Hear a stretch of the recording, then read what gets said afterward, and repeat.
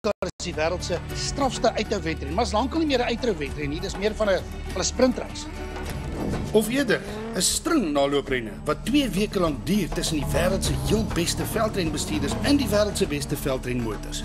Die Qatari, Nasser Al-Attiyah, die Fransman, Sébastien Loeb, die Spaanse legende, Carlos Sainz. Nee, nie die Formule 1 jaar nie, maar sy pa. En natuurlik ons eie Brian Bergwijn van Johannesburg, sowel as Janiel en Henk, om maar net 'n paar name op te noem. En die organiseerders gooi natuurlik ook gereeld 'n paar curveballs in die prentjie om sake verder te kompliseer, soos die sogenaamde marathon sneldeel, waar die jaars vir 2 dae in die woestyn in verdwyn voor 'n mens hulle weer mag sien. Die laaste ding voor hulle wegry, 'n vinnige pitstop vir petrol en bande, nie heeltemal so vinnig soos in Formule 1 nie, maar vinnig genoeg.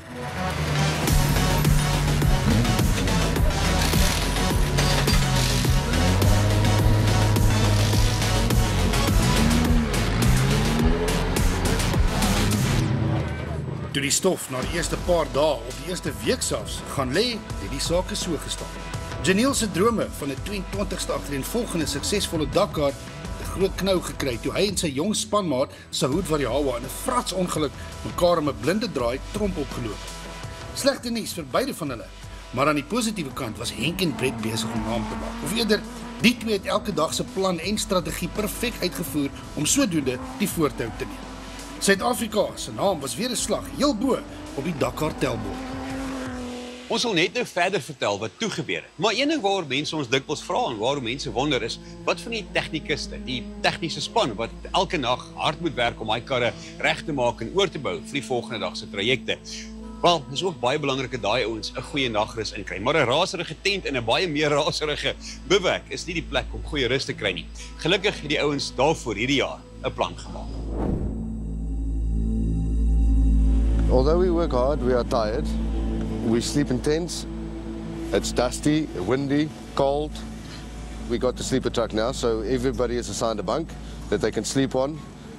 We've got a little cupboard that we don't have to live out of a bag. We can actually pack our work gear into a cupboard and work out of that. So it's a lot easier not having to pitch up and put a tent down, put your mattress down, get everything sorted whilst you're getting ready to put the camp up and get your sleeping arrangements ready. The sleeper truck helps with the noise, so there's no noise, you don't hear anything on the outside. There's no dust inside or wind or anything of that sort that bothers you while you're sleeping. Definitely makes us get the rest that we need, or the little rest that we get quality rest, so that we can carry on the next day. Kyk, is ook maar goed die ouens kan rus, want op die rusdag kry hulle alles in behalwe rus. So the word rest day is very misleading for the guys back home. The only guys getting rest today is the 4 in the cockpit of these cars. The rest of us are hard at work. The cars arrived late yesterday afternoon. The boys jumped on it, got everything stripped out. Today is full assembly. Everything gets checked.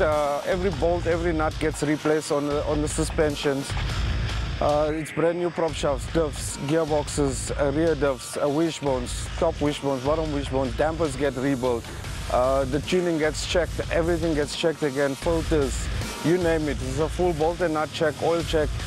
So it's a full rebuild in like I say, 24 hours. Eh?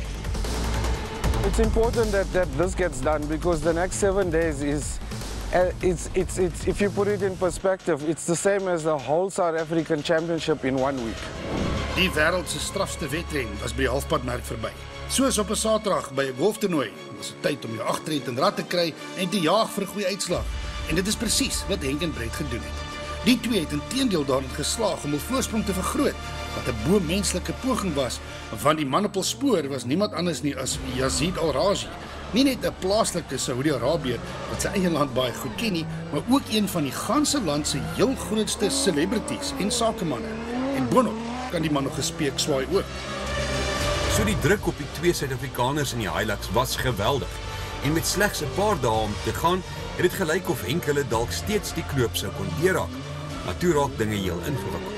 Daar was probleme met die roetenotas.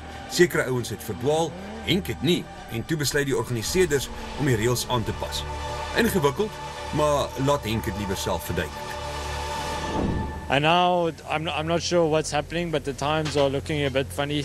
It looks like they took out a piece of the stage or something, but if that's going to be the case, we're going to get screwed.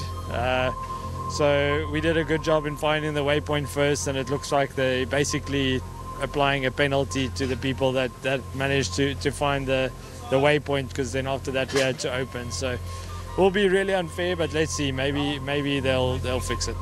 Twee Henk sit deur mekaar speel. Maar in die kort weergawe is 'n klomp ouens het verdwaal. Henk en Brett het egter eers die pad gevind en met die wete dat hulle nou ver voor was in die traject, het hulle die res van die sneldeel redelik rustig en veilig voltooi.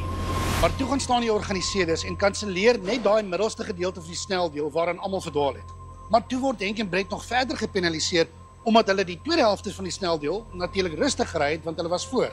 En dit, liewe kykers, is hoe Henk, Brett en alle Suid-Afrikaners van 'n Dakar-oorwinning beroof is. Mens kan seker nog lank daaroor redekawel, maar nou ja. Intussen was die plaaslike bevolking natuurlik oor die maan van vreugde met hulle man wat nou voorgeloop het. En daar was nog 'n terugslag vir Suid-Afrika. Hier is Janiel met die storie. Actually not a bad stage, quite a beautiful stage. The second part was a lot of dunes. We had a puncture and a bit more serious than that. I think Dirk hurt his neck, so his arms also were hurting. So I don't know, he'll have to have it checked out and then we'll see what happens for tomorrow. En na duisende kilometers en dae lank van swoeg, sweet en swaar kry was die einde van die 2025 Dakar tydren uiteindelik in sig. En 'n merkwaardige resies vir 'n paar verskeie redes. Wie weet of dit permanent is, maar vir nou het die Dakar eers vir Janiel de Villiers gegroet.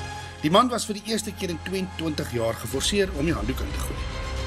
En Suid-Afrikaners sal vanjaar se Dakar ook onthou vir hoe dit was of ons kon 'n tweede Afrikaanse naam op die wennerstrofee skryf. Op die ou end het Henk en Brett alles gegee, maar die skade van 'n paar dae van tevore was reeds gedoen. Dit en die Arabier het ook nie 'n fout gemaak. Dit was 'n gewilde oorwinning vir Al Rajhi in sy tuisland, terwyl Suid-Afrikaners maar met die tweede plek tevrede moes wees. Kan julle dit glo? Net meer as 3 minute.